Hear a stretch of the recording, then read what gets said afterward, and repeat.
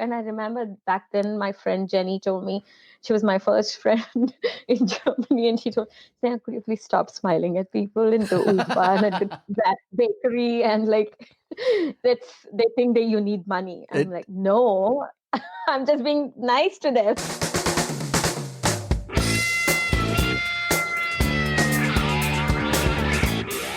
It's the Germany Experience, the podcast about life in Germany as seen through the eyes of outsiders. I'm your host. Visit thegermanyexperience.de to go through the episodes that I've produced, 65 of them as of this one right here, by the way. And you can get in touch with me by going to thegermanyexperience.de/contact, or you can email me at info@thegermanyexperience.de. And something that you might not know is I have had for a while, a YouTube channel. And usually what I was doing on the YouTube channel was putting up audio, little audio snippets of the episodes, or I was putting up whole episodes, just the audio, no video. But what I've been doing now for the past few weeks is I've started to put up video clips, short clips from the interviews that I have where you can see the guests, you can see me. And if you prefer to watch rather than just listen to audio, then you've got the option. Or if you're curious to see what the guests look like or what I look like, whatever, if you want to watch, go to my YouTube channel. The link is in the show notes. If you do a search on YouTube at the moment, you still won't find it because my YouTube channel, at the moment, has got 45 subscribers. So it's really just starting out. And so if you click on the link in the show notes, it'll take you directly there. You can subscribe, hit the little bell to get notifications. And as I said, the idea is that there will be some clips from some of the episodes. So go and check that out, my YouTube channel, The Germany Experience. Now, you know how I've been going on for the past few weeks about a course called German Uncovered. I'm an affiliate partner of Fluent Language who made the German Uncovered course. Well, Fluent Language is offering a Black Friday special offer that is running until the 30th of November. You can get a $200 discount on the course. I'm not even making this up. $200. When do you get a $200 discount? When? What you get is the German Uncovered course, which is a story-based learning course. As I've mentioned before, you learn by going through a story, and after each chapter, you practice pronunciation, grammar, vocabulary, and so on. You get that. You also get a German Grammar for Beginners course and a German accent and pronunciation masterclass, all by signing up for this course before the 30th of November with a $200 discount.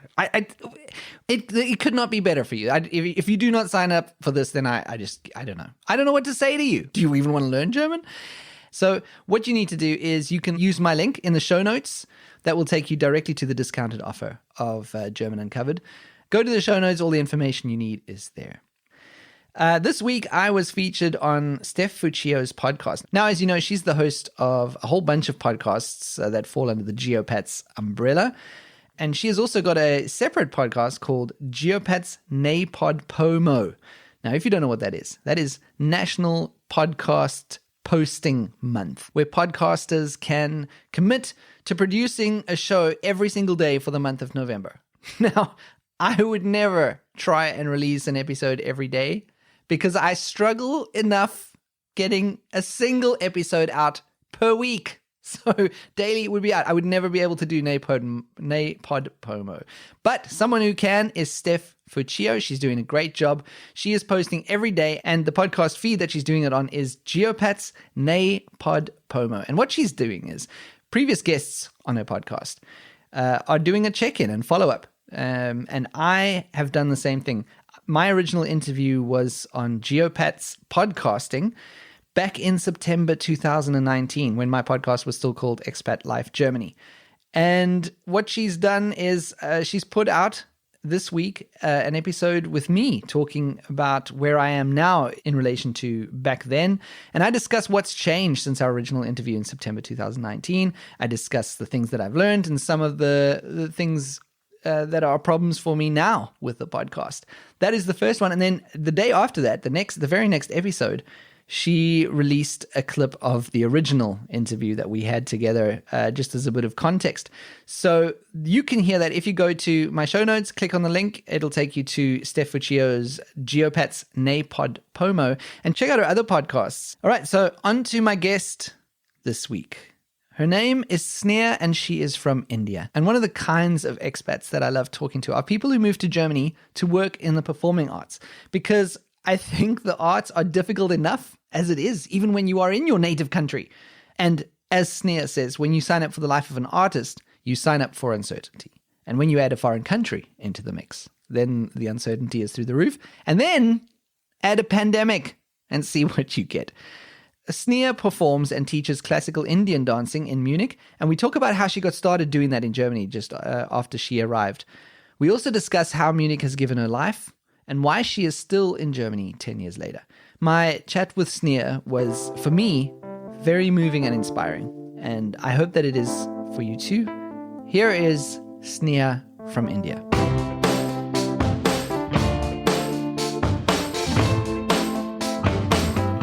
Well, I come from south of India. Right. And the state is Karnataka.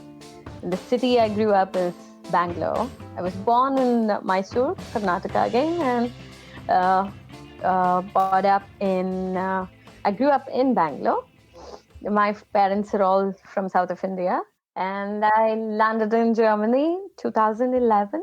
And yeah, it's been a long time now. Yeah. Unlike many who plans their journey to Germany, I guess Germany chose me. I would put it that way. Germany chose you. I had no plans of Germany at all in my bucket list as well. So which are the countries that I have to go or anything? Nothing at all. All right, so I'm interested in how you got here. So let's. I'm going to stop you there because that's quite interesting that you didn't want to come to Germany, or that it wasn't, at least it wasn't on your list. Yeah, but it doesn't. I didn't want it to come. Yeah, I never had plans. It was just not in your mind that was a possibility. No. Yeah. That's always interesting. But before we get to that, you're a dancer. I'm a professional Indian classical dancer. Classical dancer. Yeah. So tell me about that. Like, how did your dance career develop from while you were in India? I assume you started when you were a young girl, right? Yes, I started like I can give you an example, like how ballet is here. Yeah. And like every kid goes to the ballet. Yes. So almost like every kid Sure. goes there. So like just like that, my mom wanted me to be a dancer. Just let me put it that way.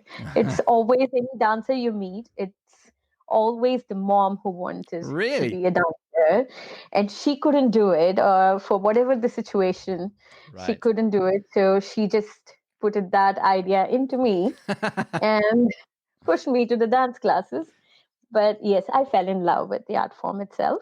Okay. And that's where I started as a hobby with a busy school schedule. Dance was happening, and one fine day I said, I want to pursue the art form itself as my profession. What do you think it was that made you think that? I guess I was happy. Yeah. And my mom was fine with it. Of course, all the Indians, you will mostly say engineers, doctors in my area, in my surrounding, my relatives. Yeah. And none of them were artists. So, of course, I was a black sheep for them.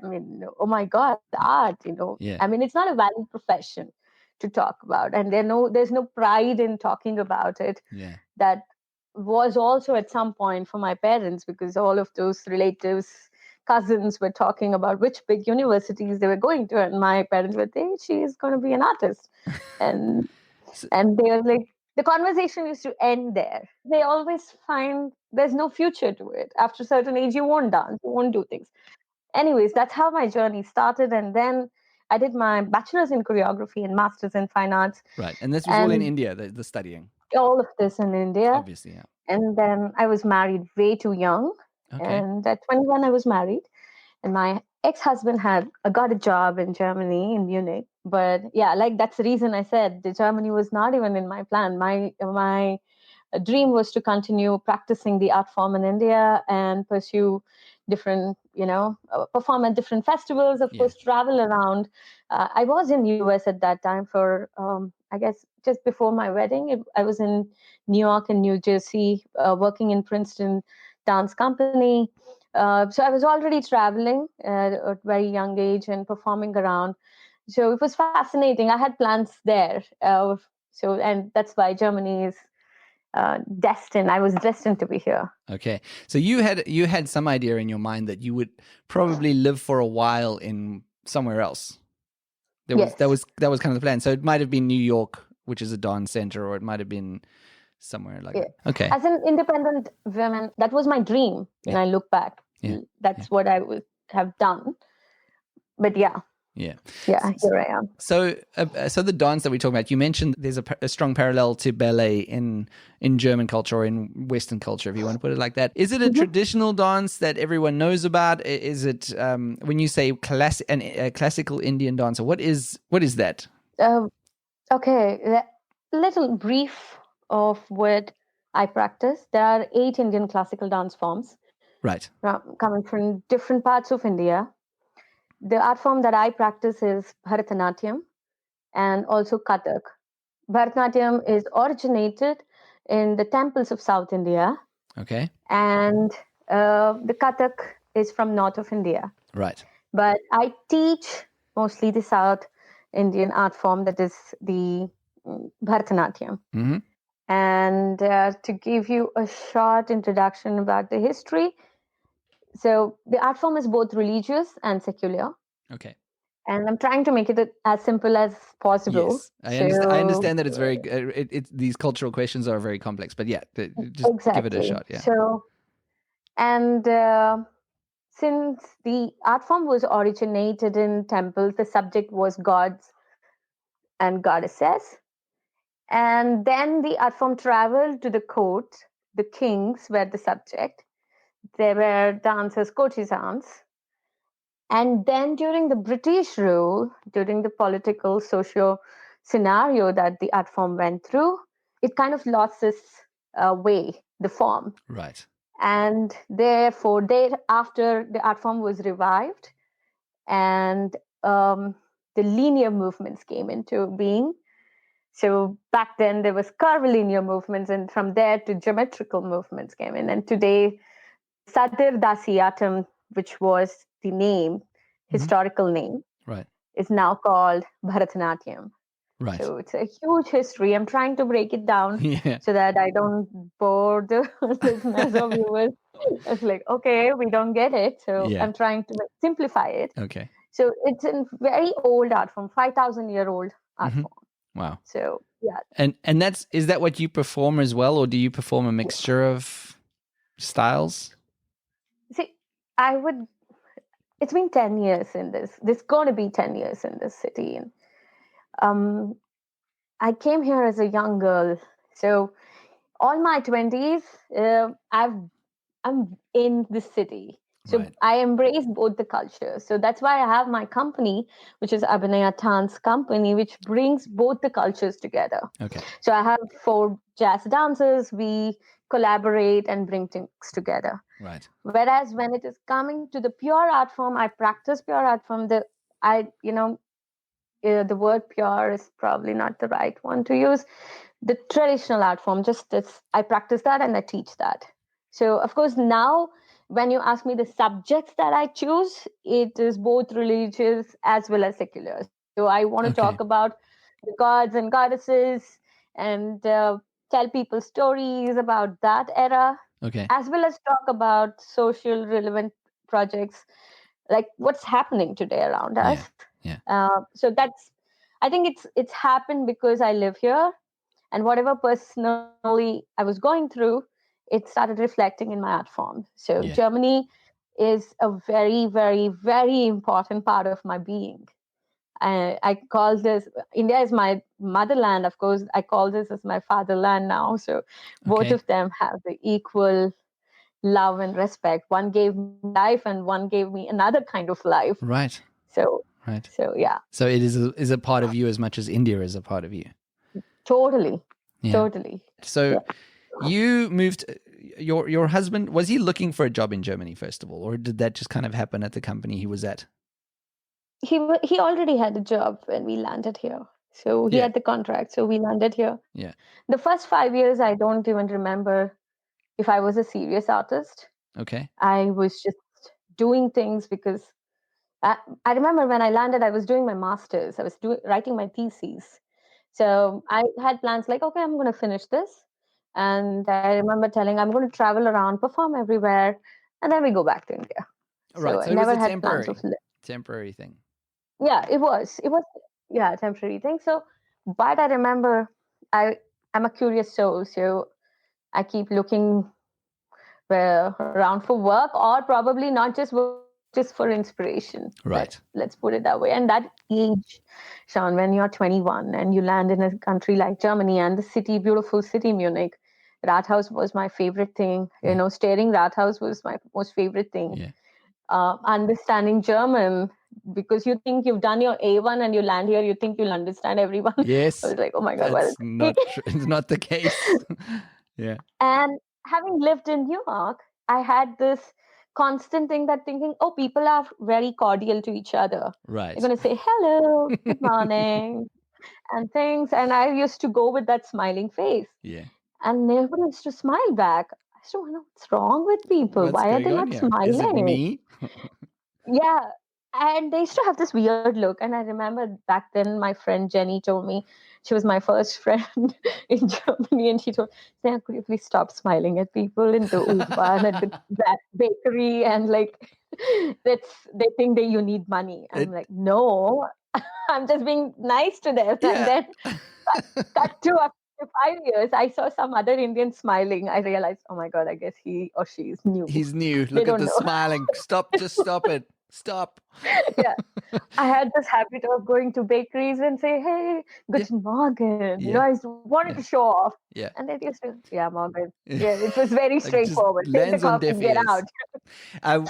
Yeah, I think it's a difficult thing for people from warm, open, happy cultures like South Africans as well. Exactly. It's a very difficult thing to tone it down because we're South Africans. We're also very naturally smiling. That's the first thing we do. We were like open, happy, and you do learn pretty early on that you need to tone it down for the Germans. You need to bring it down a level. And I'm still a very cheerful person to Germans, but I know also I think where the line of too much, too happy is.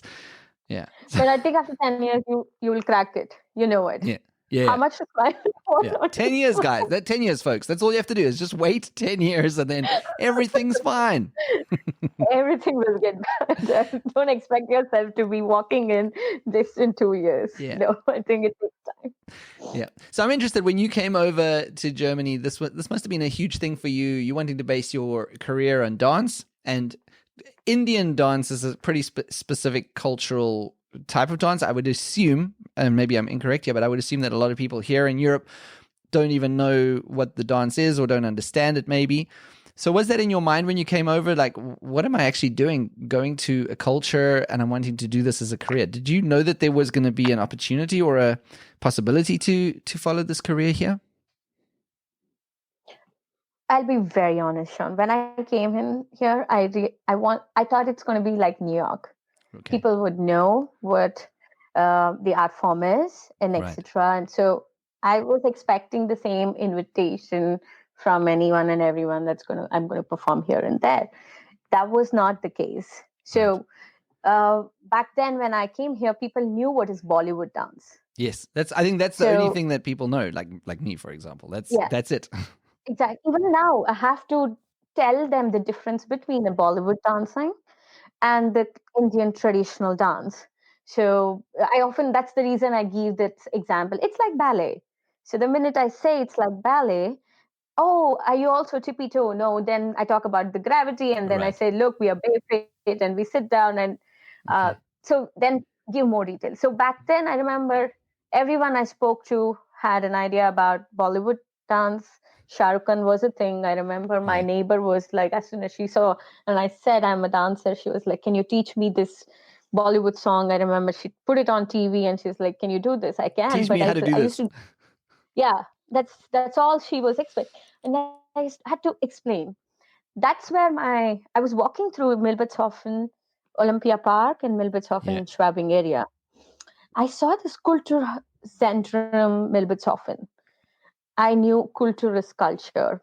That's about it. Right. I walked inside. Nobody speaks English there. I went into the office. I said, look, I'm a dancer. I want to do a show. Yeah. And luckily that day there was an intern. So she, from the university, the girl, she was like, okay, I'm going to help you. Right. Open the door to the stage. And I'm like, okay, can you get me this date? I didn't even bother to ask anyone. Yeah. It's just like, now when I retrospect, I think I was crazy and I was doing what I was doing. I have no idea what I was doing. And I said, can I book this auditorium? I remember it was 250 euros. And I said, okay, it's going to be Indian classical dancing, and did my posters. Okay. I went ahead, put it in all the Indian restaurants, Right. Indian Indian stores, and made a ticket from DM. Went there and printed out all the tickets in DM, and decided, okay, 50 people will turn up. I'm sure nobody will turn up to my show. They don't even know me. And 50 tickets. I don't even know if anyone picks up. Also, I don't know what they're going to ask me as well. So Googled it, right? Wrote down all of it. So there were keywords. So if they say this, they need the ticket. If they say this, they don't need the ticket. And I by hearted so much of what is Indian classical dance form and all of it. Right. So you had everything ready to go, like a little cheat sheet of things that you could say and understand if they ask questions in German. Right. But to my surprise, Sean, I'm telling you that 50 tickets went within 2 weeks. Really? Yeah, and it was €5 ticket. So, but whatever the price is, but just for people to be interested in an art form which they have no idea about. Yeah. And then, oh my God, 50 is gone. Now the responsibility was like expectation mounted up. Now I have to put on a real show. Yeah, I thought it's gonna be like simple thing. Yeah. And then I booked a light designer. My God, it was so funny. I knew nothing about German way of telling him like what lights I need. Okay. I told him the moods of it, the emotions of it. One choreography, I told him this is about anger, and he made the entire thing red on stage. Okay. It was the most funny show I've ever done in Germany, but that's how my life started in Munich. But that's amazing that you took that initiative. I think that's incredible. That you just walked in there and you set up a show and people came to it. I think that's incredible. Yeah, and it was 150 people at the end of the day. Wow. So then you're encouraged. Yeah, it was high on. Like I was like, oh my God, I can do anything. Yeah. And then that's how people, after some Indians started asking me, like, could you please teach our children? And I was like, no, I don't want to teach. I am a performer. And someone had put this into my mind. You're a diva. Divas don't teach and blah, blah. Okay. 21. Yeah. Some stupid logic and stupid advice that was given to me by some stupid people when I look back. But there was 2 or 3 students who continuously called me, and they are still my student. They were 4-year-olds when they called their parents. And they persisted. And then I asked some yoga studio, can I teach you? Yeah. I thought, okay, I'll do it for a year or two, and then I'll keep traveling. Because once you become a teacher, it's hard to manage both teaching and performing. Right. I wanted to invest more time in my practice. When you're teaching, you're shaping minds. It's a lot of responsibility. Sure it is. And young minds, you can't just teach anything and everything. Yeah. I wanted to have a good pedagogy and teach the art form in the right way. But I took that, and trust me, now in the pandemic, when I look back, I'm glad I took a decision of teaching. Okay. Because there's no money on stage. Yeah. For dancers, there's not much money. Yeah. Nothing's happening right now. Exactly. Yeah. And also, even if everything is going well, Sean, unfortunately, there's not much money on stage for dancers. So it's a struggle for them. And now I'm glad I did take up teaching. It's my livelihood. It's my everything. It's my lifeline. Yeah. Yeah. So this is my journey to unique and crazy way of making shows. But that is interesting that your initial feeling was that, like, and I guess it's an ego thing, and it's also to be expected when you're in your 20s, where you're like, of course I'm not going to teach. I'm an artist. I'm a performer. I'm not going to be in a classroom teaching them. But it seems to me like you've gotten so much reward and so much so much benefit from doing this teaching. Totally. Yeah. Just life itself. Yeah. One on bread and butter, yes, but it's been life and shaping these minds. A 4-year-old today, she's a 14-year-old. And the journey, seeing her grow into a beautiful dancer, shaping these little dancers' mind, telling them, teaching them empathy, not just the movements, what these movements mean. Tomorrow they will be scientist, architect, whatever profession they take. I want this art form to be their companion. So if a depression hits them, if an anxiety hits them, they know they have an instrument, they have a medium to express to themselves, because there's a lot of problem to express, and we don't know what is empathy. Yeah. We still don't know the difference between a sympathy and empathy. Yeah. We adults itself struggle with it. So it has been the blessing. Like I can't even tell. My That's kids amazing. are my everything. They are my spiritual daughters, I say, That's very special. and they have a very special place. I don't take too many students. I'm very, very like I select to myself to how many students I need to have in a room, Yeah. so that I need to have that emotional connection with them. Yeah. Not that just come, okay, do right, left, and move. Yeah. You want to No, connect. You want to have that I connection. want to. Yeah. I want them to realize the connection is important. Yeah. And what I find interesting about this, so I assume most of your students are they? Well, actually, I should ask the question: are they Indian girls or are they also German girls that are wanting to learn I something about? did have a lot of German initially, Mm-hmm. but now the comparatively it's more or less Indians. Okay, and that must be even more special for you, because I think when people move out of their home country and they move to a new country like Germany, or like we both have done, you do lose a bit of your culture, and you have to give up some of your culture. Well, you don't have to give up some of your culture, but quite often what happens is you do give up some of your Of course, culture as part of the process. of course. But what you're doing is you're teaching all of these empathy and all the other things, but you're also giving these children part of their culture back, or letting them Yeah, keep their roots. yeah, And I think that's amazing. exactly. It's just to know where they come from, Yeah. because these Indians, whoever they might be Indians, but they are partially Germans here. They've Yes. been born and brought up here, Yeah. so Yeah. they have two cultures intertwined. So they need to know where they come from, Yeah. where their forefathers were, Yeah. and what is this art form. That art form itself is culture for them, an introduction to culture. Yeah. Yeah. Look back to. I'm sure this art form will give them a lot more than uh, they think it Yeah. will give, if at all, if they pursue it for a long, long, long Yeah. time. Yeah, and I think also the just the lessons and the understanding of certain things from their culture is something that will help ground them and give them Yes, an identity as they go forward. yes. I think art itself grounds you down, because art is so huge. Art just comes and goes. We're like water. Art has survived throughout the eons and years Yeah. with all of the stressful times. Mm-hmm. Uh, we're just instrument. Yeah. Art has been here. Art is We're always just there. instrument. And Yeah. that's also what I found very interesting, or what I do find very interesting, is that I've always thought, like, for a long time, I mean, I'm not the only one, obviously, but this something that I believe is that it's very interesting how it doesn't matter what culture you look at in the world, they all have music, some kind of music. Somehow they develop instruments, or they, even if they don't have instruments, the culture has some way of singing or voicing it. And what I've always thought of that, like, that's very, very interesting. Like, music is a core part of who we are. But what I didn't think of until very recently is dancing is also like it.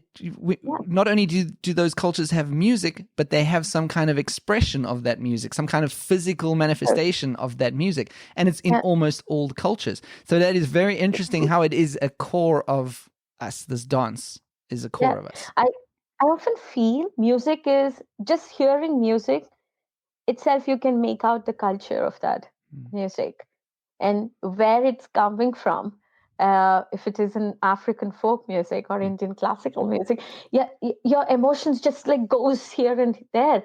Look at the magic this music can do to your soul. Yeah. You're stressed, you come back home and you play that one music, you realize it churns you up. And when you look that deep, you realize that it's not just music. Yeah. It's culture itself. It's everything. You just need to go back to that depth of the music to know the people's value and the way they lived, the civilization itself. Yeah. Yeah. And this must be a good way for you to keep in touch with your own culture as well, like keeping this in your life like this. This is you staying close to your roots as well. it's not a conscious choice, Sean. It's just been. I guess when you say this now, yes, I'm always grounded to my art form, and that is equal to my culture, my everything. But I don't look at it that way. For me, it is just the art form itself. Like Right. I'm breathing it, and I also I go and explore different territories of art form itself, like Yeah. different art forms, Yeah. just to challenge myself. I go learn a hip hop. I go do a jazz class. I do collaborate with a hip hop dancer. So these are uncomfortable territories for me, Okay. but I keep on exploring. Yeah. Like I said, I you can call it as culturally grounded. For me, it is life, I guess. Yeah. Yeah. Yeah. And you mentioned now over the years you arrived here and you in your mind it was a temporary thing. Now Mm-hmm. I've been to India, and when I was there, I realized that this is just a whole different culture to what I'm used to, and Mm-hmm. it was a Mm-hmm. huge culture shock for me just being in India for a few weeks. I'm interested, when you came to Germany, you already mentioned you're very happy and warm and smiling in the beginning, and that was a bit of a strange thing. What other culture shocks did you have when you came through? Was it a case that you came here and you just fit in easily, or was there a long time of adjustment to get to where you are now? Of course, I had my cultural shocks here. I will not deny it, but I can't pinpoint to anything at this point. Probably 10 years is too long to look back and I say because know. Yeah, yes, I know. I've it's got the same problem. When I try and think of exactly that, 10 years is a long time. I've got my German brain now. exactly right. So I can't differentiate two cultures now. Like Right. I said, one is mother and the other is the father. Yeah. So how will I? Because like I clearly this I learned the art form in India, like prayed it, and it was my regular practice and Yeah. everything. But I understood how to live in this country, how to Right. really look into life. Yeah. So now, if you ask me to choose or even to what was the cultural shock, I can't You because can't. all your 20s you've lived Yeah. and Yeah. you've fallen down, you've got up. But like I can only tell you, the Munich has embraced me. Like every time I've fallen down, it has given me love. Yeah. The city itself. Yeah. So there was no. I think I would put it this way. I just went in and smoothly traveled to the culture. Like because I don't remember any cultural shocks I Yeah. had. Yeah. Okay. Well, Maybe because it's a long time. that's pretty amazing as well for you. But at what point did you realize that you went from that mindset of it being temporary? At what point did you realize this is your new life and this is where you're going to stay? How did it happen that you decided to stay here? I guess I did not again initially. It I did not. Yeah, it's all destined. I would put it first. For 5 years, I didn't know what I was doing. Like in the sense of traveling, I was traveling a lot, performing a lot. Yeah. I was also teaching. Institution and school was happening, Okay. but I was like, okay, this is my time pass. I Yeah. have time on Saturdays. I'm going to go teach. Right. It was not the word, the institution or school. I didn't realize I was building something Mm. because I was busy performing and traveling, Yeah. exploring Europe. Yeah. After 5 years, I guess when my personal life started falling apart, Right. and I I started relying on my art for everything.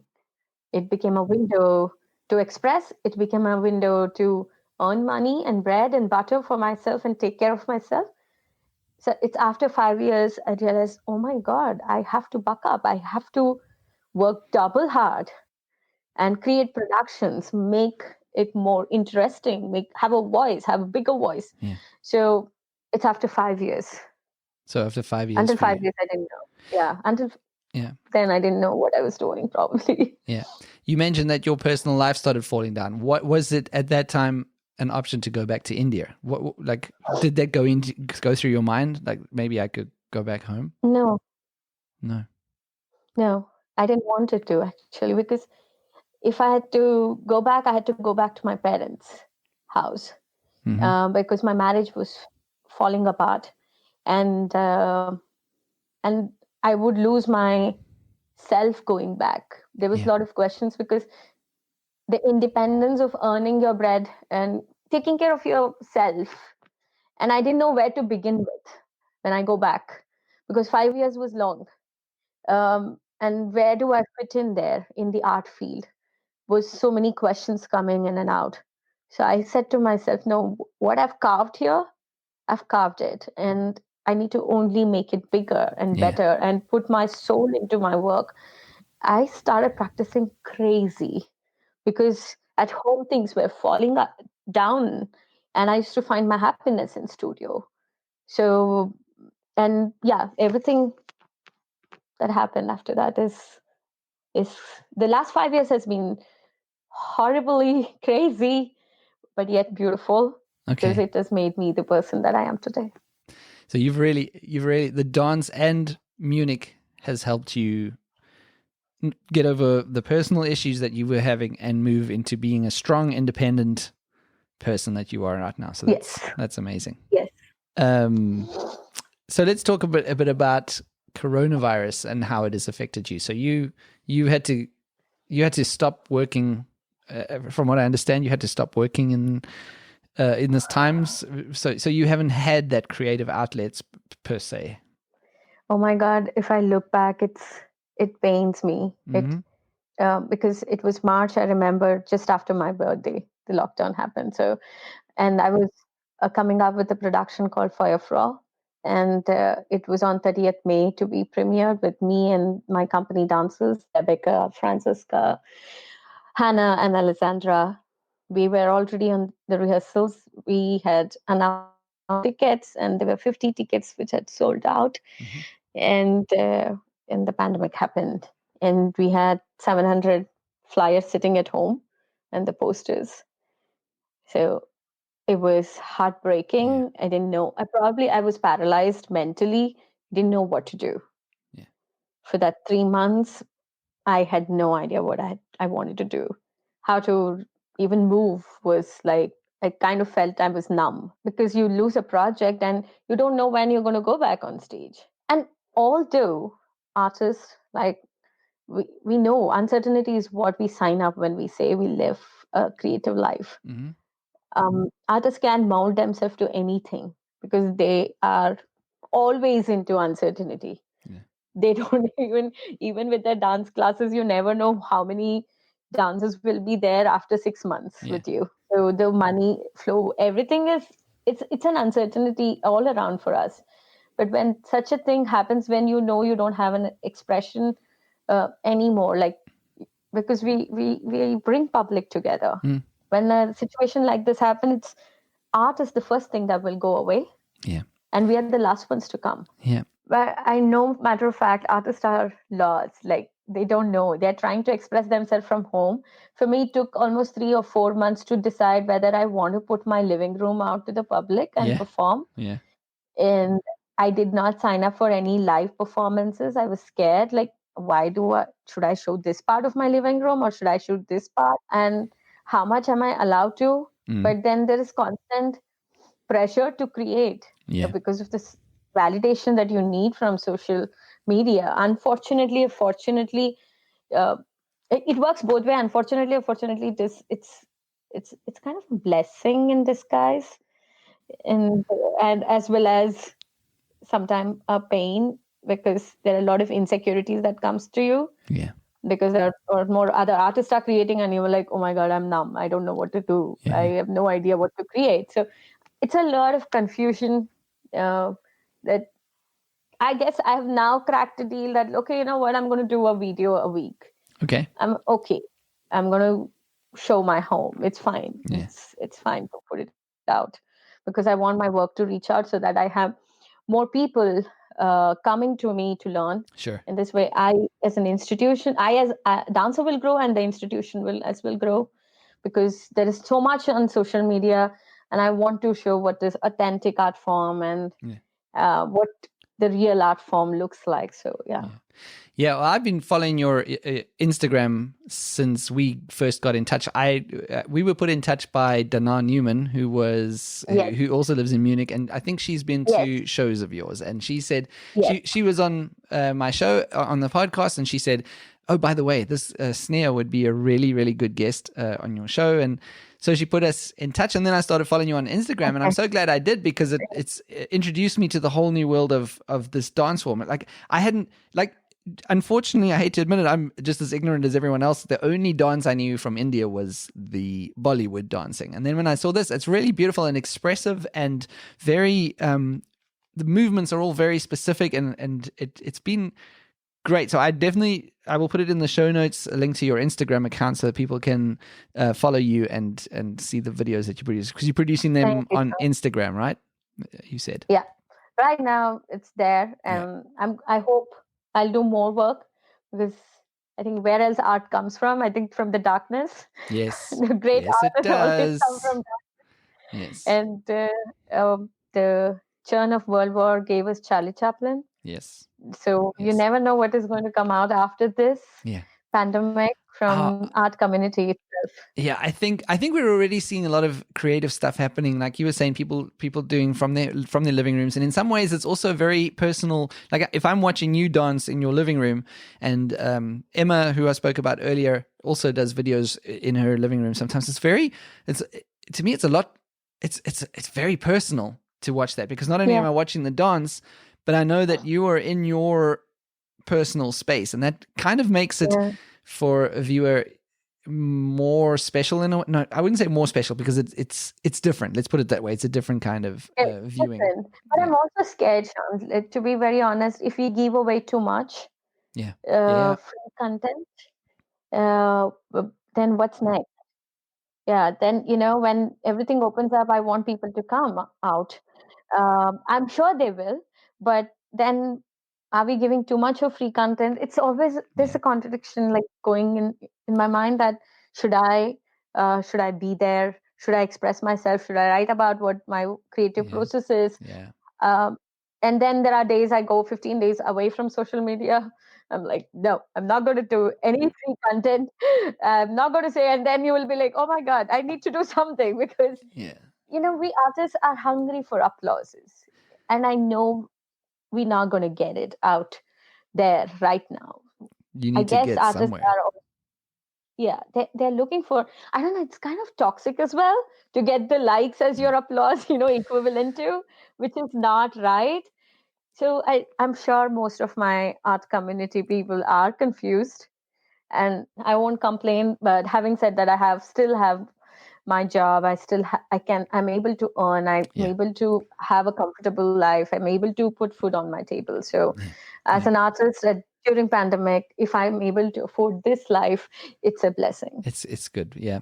And I think a lot of artists are struggling with that now, because they're like you said, they're having to live without that validation and without expressing themselves, because that is art. That's part of art. There's the art of being creative for creative sake, but there's also that performance aspect where you need to perform for people. And I think there's if you don't have listeners, what do artists like storytellers do?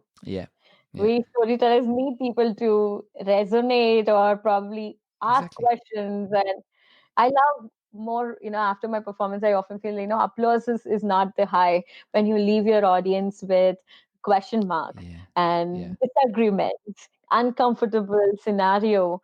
That is your high point, because they go home with like, maybe she did something not right, or maybe this issue was not presented right.